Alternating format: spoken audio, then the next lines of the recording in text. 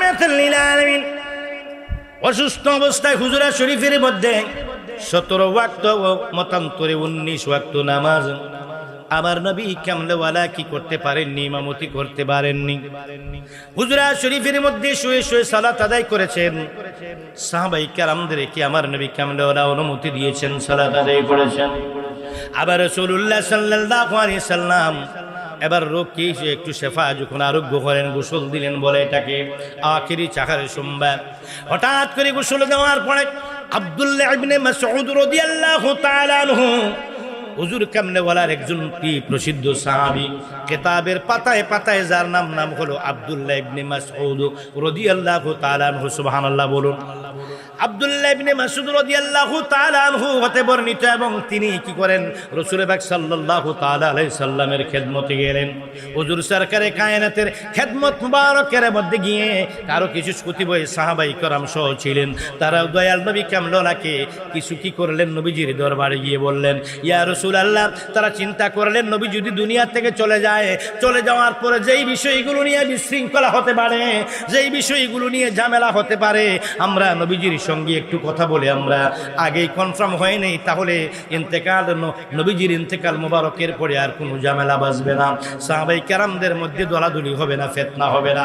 এই জন্য কয়েকজন সাহাবী রাসূল পাক সাল্লাল্লাহু আলাইহি ওয়াসাল্লামের দরবারে গেলেন, গিয়ে সাথে সাথে সালাম জানাই রাসূল পাক সাল্লাল্লাহু তাআলা আলাইহি ওয়াসাল্লাম, আমার প্যারা নবী কামলেওয়ালা যিনি মদিনার জমিনে শুয়ে আছেন, বিশ্রাম নিচ্ছেন, আমার নবী কামলেওয়ালাকে আমরা একটু সালাম জানাই, বলি ইয়া রাসূলুল্লাহ। সারা পৃথিবীর জমিনে যত আউলিয়া কেরাম, আম্বিয়া কেরাম, সাহাবায়ে আজমাইন, আহলে বাইত, পাক পঞ্জাতন এবং কি সমস্ত বুজুর্গানে দিন যারা রয়েছেন, তাদের পাক রুহায় সালাম দিলাম, আল্লাহ কবুল করুক, বলুন আমিন। আজকের এই মুহূর্তে এমন একটি মুহূর্তে বসেছি, যেই মুহূর্তটা মুসলমানদের জন্য একটি ক্লান্তির সময়। কি সময়? চতুর্দিকে মুসলমানদের উপরে খুব ঝড় তুফান চলছে। বিশ্ব মুসলিম আজ বিভিন্ন অন্য জাতিদের হাতে আজকে নির্যাতিত, নিপীড়িত এবং অত্যাচারিত হচ্ছে।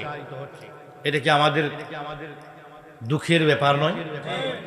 ফিলিস্তিনের জমিনে কি হচ্ছে, কি হয়েছিল আপনারা দেখেছেন। আজ ইরানে এবং ইরানের সাথে ইসরায়েলের হামলা, যুদ্ধ, ঠিক কিনা? এই ইসরায়েল এবং ইরানের যুদ্ধে একটা জিনিস খেয়াল রাখুন, অনেকে হয়তো ভাবছেন ওরা আমাদের কেউ না, ওরা শিয়া। ওই দেশটা কি? আরে ভাই, বিদুর্মীরা শিয়াও চিনে না, ওয়াহাবিও চিনে না, সুন্নিও চিনে না। ওরা ওয়াহাবি সুন্নি বুঝে না, ওয়াহাবি বুঝে না, সুন্নি বুঝে না, শিয়া বুঝে না, খারিজি বুঝে না, কওমি বুঝে না, মুতাজালা বুঝে না, তাবলিগ বুঝে না। ওরা চিনে মুসলমান। মুসলমান যেখানে আছে ওদের টার্গেট হলো সেখানে মুসলমানদেরকে ধ্বংস করা, ঠিক কিনা বলুন? তাজই মুসলিম মিল্লাতের উপরে বহু যন্ত্রণাদায়ক একটি ব্যবস্থার সম্মুখীন চলছে। সে ক্লান্তি লগ্নে আমরা বসেছি, আল্লাহর দরবারে দোয়া করব, আল্লাহ পাক রব্বুল আলামিন যেন এই বিশ্ব মুসলিমদেরকে আল্লাহ পাক রব্বুল আলামিন হেফাজত করেন, বলুন আমিন। আমার ভাইয়া, গভীর মনোযোগ অন্তরে রেখে লাগাও। ও নবীর পাগলের, আজকের মাহফিলটা আমাদের জন্য নিয়ামত, আজকের মাহফিলটা আমাদের জন্য একটি রহমত, আজকের মাহফিলটা আমাদের জন্য হলো একটি হেদায়েতের বাগান, আমাদের মাহফিলটা হলো আজকের জন্য আমাদের জন্য একটি নাজাতের ব্যবস্থা। আল্লাহ পাক রব্বুল আলামিন ইচ্ছা করলে আজকের মাহফিল থেকে বাড়িতে যাওয়ার পড়বে আপনার আমার জীবনের গুনাহগুলি মাফ করে দিতে পারে, কি পারে না?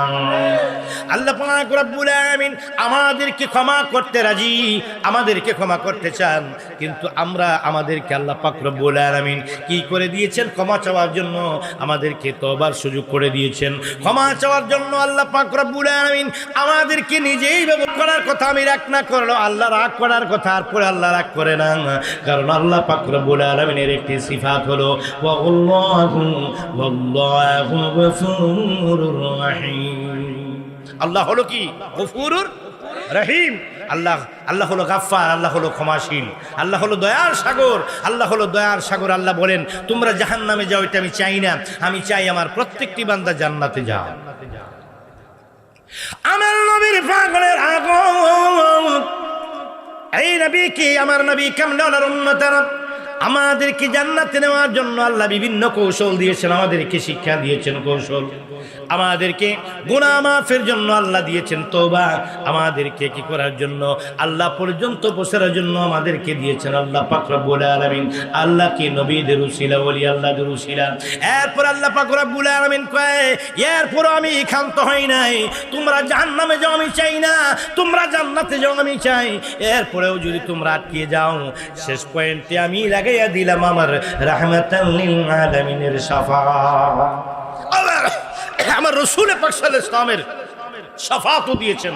তাইলে আল্লাহ কি চায় আমরা জাহান্নামে যাই? তওবা দিলেন, উসিলা দিলেন, এরপরও যদি আটকে যাও আমার আল্লাহ পাক কয় কি তোমাদের টেনশনের কোনো কারণ নাই, আমার নবী কামলেওয়ালা শাফাআত দিয়েছি। হাসরের ময়দানে আর কেউ শাফাআত করতে কি করবে না, নবীদের মধ্যে আর কাউকে আমি শাফাআতের দায়িত্ব দেইনি, আমি একজন হাবিবুল্লাহকে দিয়েছি, যিনি হলো রাহমাতাল লিল আলামিন। চিৎকার মেরে বলুন সুবহানাল্লাহ। রয়েছে সে রাসূল পাক সাল্লাল্লাহু আলাইহি ওয়াসাল্লামের শাফাআত মুবারক। এই শাফাআত মুবারক পেতে হলে আমরা রাসূলুল্লাহ সাল্লাল্লাহু তাআলা আলাইহি ওয়াসাল্লামের প্রেমিক হতে হবে, ঠিক না বেঠিক? আচ্ছা দেখেন, এই যে আমার পাশে আছে আমার ভাই আবুল বাশার সাহেব, উনি মনে করেন রাজনৈতিক দৃষ্টিকোণ থেকে বা সামাজিক দৃষ্টিকোণ থেকে কোনো অফিসিয়ালি ভাবে আপনাকে কোনো সহযোগিতা করবে। ওনার সহযোগিতা কাকে করবে? ওনার সাথে সম্পর্ক যার ভালো, ঠিক না বেঠিক? ওনার সাথে সম্পর্ক যার ভালো না, তাকে করতেও পারে নাও করতে, মানবিকভাবে ইনসাফ করে করতেও পারে নাও করতে, কিন্তু ওনার জন্য যিনি জান প্রাণ দিয়ে ওনাকে ভালোবাসে, উনি চিন্তা করবে এই লোকটা আমার খুব মহব্বতের মানুষ, তাকে একটু উপকার করা দরকার। উনি সামাজিকভাবে রাজনৈতিকভাবে বিভিন্ন জায়গায় উনি সামাজিক দায়িত্বে কাজ করেন, তো উনি চিন্তা করবেন এটা আমার লোক, আমি ওনাকে একটু কি করি, হেল্প করি। কোন অফিসিয়াল কাজে যদি আটকিয়ে যায় রাজনৈতিকভাবে সামাজিক দিক থেকে। এখন রাসূলুল্লাহ সাল্লাল্লাহু আলাইহি ওয়াসাল্লাম দয়াল নবী কামলেওয়ালার শাফায়াত আমাদের লাগবে কি লাগবে না? নবী শাফায়াত ছাড়া যেতে চান না নবী শাফায়াত নিয়ে যেতে চান? রাসূলুল্লাহ সাল্লাল্লাহু আলাইহি ওয়াসাল্লাম দয়াল নবী কামলেওয়ালার শাফাআত মুবারক যদি আমরা পেতে চাই, তাহলে রাসূলুল্লাহ সাল্লাল্লাহু আলাইহি ওয়াসাল্লামের সঙ্গে মুহাব্বতের কালেকশন আমাদের লাগাইতে হবে, কি হবে না? জোরে জোরে বলুন, হবে কি হবে না? এই জন্য আমাদেরকে মুহাব্বত করতে হবে রাসূলুল্লাহ সাল্লাল্লাহু আলাইহি ওয়াসাল্লামকে। মুহাব্বতের পরিমাণটা কত গো, মুহাব্বতের পরিমাণটা কেমন হবে এটাও আমার কিতাবের মধ্যে চলে আসছে। লা ইউমিনু আহাদুকুম হাত্তা আকুনা আহাব্বা ইলাইহি মিন ওয়ালিদিহি ওয়া ওয়ালাদিহি ওয়ান নাস আজমাইন।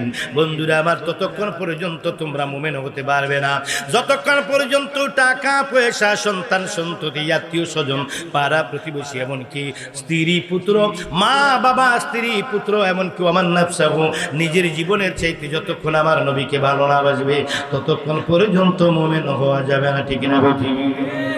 আমার নবী কামলেওয়ালা রাহমাতাল লিল আলামিনকে জীবনের চাইতে বেশি ভালোবাসো।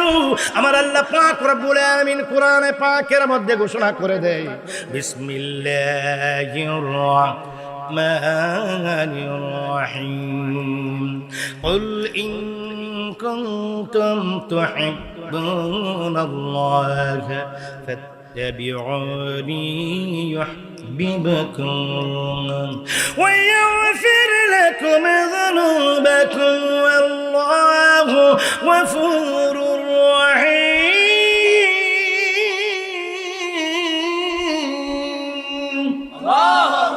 আল্লাহ পাক রব্বুল আলামিন বলেন, বান্দা আমি তোমাদেরকে বানিয়েছি, আমি তোমাদেরকে সৃষ্টি করেছি, আমি আল্লাহ তোমাদের প্রতিপালক, আমি তোমাদের রব। বান্দারে তোমাদেরকে জানিয়ে দিই, আমার নবীর মাধ্যমে আল্লাহ ঘোষণা করে দিয়ে বলে দেন, ইয়া রাসূলুল্লাহ আপনি আপনার উম্মতের মধ্যে ঘোষণা করে দিন, গো নবী আপনার উম্মতেরা যদি আমি আল্লাহকে ভালোবাসতে চাই, আমি আল্লাহকে ভালোবাসতে চাই, ডাইরেক্ট যেন ভালো না বাসে, আমার আপনার উম্মতেরা যেন কি, আমার বান্দারা যদি আমাকে ভালোবাসতে চায় আগে যেন আপনি নবীকে ভালোবাসে, ঠিক না বেঠিক? এখানে ভালোবাসতে হলে আল্লাহকে মাধ্যম লাগবে, ঠিক না বেঠিক? আমাদের এই ইসলামের মধ্যে একদল ভাইয়েরা উসিলা মানে না। কি মানে না? উসিলা মানে না। এখন আল্লাহকে ভালোবাসবে না, এখানেও উসিলা লাগবে। এখানে কি উসিলা লাগবে কি লাগবে না? আল্লাহকে ভালোবাসবেন, উসিলা লাগবে। বন্ধুরা আমার, গভীর মনোযোগ। নবীর পাগলেরা, আমার নবী কামলেওয়ালার মহব্বত আল্লাহকে জরুরি করে দিলাম। এই নবী কামলেওয়ালার মহব্বত আমাদের মধ্যে থাকবে। রসুল পাকের মহব্বত সাহাবায়ে কেরামের মধ্যে ছিল, পাক আহলে বাইতের মধ্যে ছিল, আমাদের মধ্যেও হুবহু যদি আমাদের মধ্যে থাকে তাহলে আমরা কামিয়াব হব। যে রাসূলুল্লাহ সাল্লাল্লাহু আলাইহি সাল্লাম এখনো আমাদের জন্য মদিনার জমিনে কান্দে, ঠিক না বেটি? আমার নবী কি মরা নবী না জিন্দা নবী? জোরে বলুন, আরো জোরে বলুন। আমার নবী কি মদিনা পচে গলে মরে গেছে? আমার নবী জিন্দা নবী না মরা নবী? আমার নবী কামলেওয়ালা রাহমাতাল লিল আলামিন মদিনা শরীফের মধ্যে আমার নবী জিন্দা নবী শুয়ে আছেন। আমার নবী কামলেওয়ালা কি ইত্তেফাকুল উলামা হায়াতুল আম্বিয়া আলাইহিস সালাম দেওবন্দ মাদ্রাসার হেড মুহাদ্দিস আনোয়ার শাহ কাশ্মীরি কিতাবের নাম শরহে ফয়জুল বারি, ওই কিতাবের মধ্যে রওয়ায়াত করেন কি ইত্তেফাকুল উলামা হায়াতুল আম্বিয়া আলাইহিস সালাম আমার নবী কি নিঃসন্দেহে সকল উলামায়ে কেরামের ঐক্যমত আমার নবী রওজা মুবারকের মধ্যে জিন্দা নবী। জোরে বলুন সুবহানাল্লাহ। আমার নবী রওজা শরীফে আছে কি নাই? আমার নবী রওজা শরীফটা কেমন? আমার রওজা শরীফ আমার নবীজির আমাদের এই আমাদের কবরের জিন্দেগি আর রসুল পাকের কবরের জিন্দেগি কি এক? আমাদের হায়াত আর রসুল পাকের আখেরাতের আমাদের হায়াত আর রসুল পাকের হায়াত কি এক? উনি কেমন আছেন, কিভাবে আছেন, কিভাবে কবর শরীফের অবস্থা কি, এবং রসুল পাক সাল্লাল্লাহু আলাইহি ওয়াসাল্লামের ইন্তেকাল আর আমাদের ইন্তেকাল কি এক? রসুল পাক সাল্লাল্লাহু তাআলা আলাইহি ওয়াসাল্লাম হলো, আমরা হলাম মৌতের অধীন, আর রসুল পাক সাল্লাল্লাহু তাআলা আলাইহি ওয়াসাল্লাম উনি মৌতের অধীন নয়। মালাকুল মৌত মানে আজরাইল ফেরেশতা আমার রসুল পাকের হুকুমের অধীন। সুবহানাল্লাহ বলুন।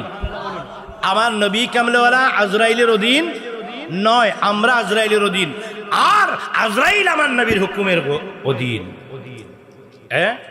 রসুল পাকের জানাজা মুবারক, আমাদের জানাজা রসুলের জানাজা একরকম নয়, আমাদের কি গোসল রসুলের গোসল একরকম নয়, আমাদের কবর রসুলের পাকের সাল্লাল্লাহু আলাইহি ওয়াসাল্লামের কবর একরকম নয়, আমাদের ইন্তেকাল রসুলের পাক সাল্লাল্লাহু আলাইহি ওয়াসাল্লামের ইন্তেকাল একরকম নয়। তাহলে হুজুর কেমন বলবো? একটু সময় আছে, বসতে পারবেন? রসুল পাক সাল্লাল্লাহু আলাইহি ওয়াসাল্লাম ইন্তেকালের পূর্ব মুহূর্ত, হুজুরের সরকারে কায়নাতের ইন্তেকালের পূর্বে রসুল আমার দয়াল নবী অসুস্থ ছিলেন। কি ছিলেন? আমার নবী অসুস্থতায় ভুগছিলেন। তো রসুল পাক সাল্লাল্লাহু আলাইহি ওয়াসাল্লাম আবার সুস্থ হলেন। এই রোগ মুক্তি কি করা হলো? সুস্থ হওয়ার পরে নবী কামলেওয়ালাকে গোসল দেওয়া হলো। ওই গোসলটার নাম কি? ওইটাকে কি বলা হয়? আখিরি চাহার সোমবা। আখিরি চাহার সোমবা, রোগ মুক্তির গোসল।